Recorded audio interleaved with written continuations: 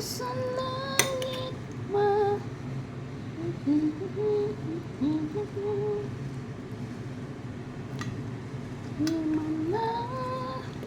magluluto tayo ng isda na may chili sa loob.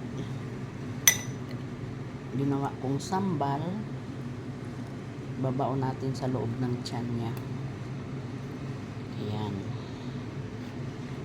Ganyan man.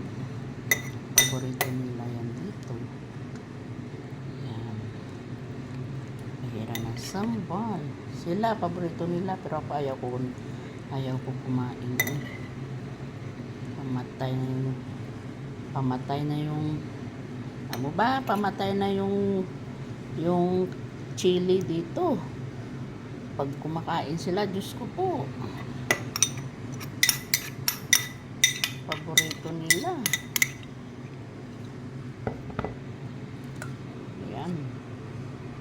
May sarap ng kain nila niyan. Diba? Prepared na natin.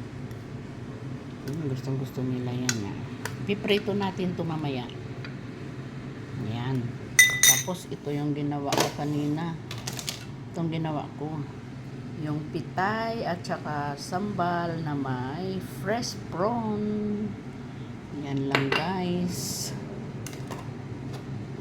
Maraming salamat at tayo ay magpiprito mamaya.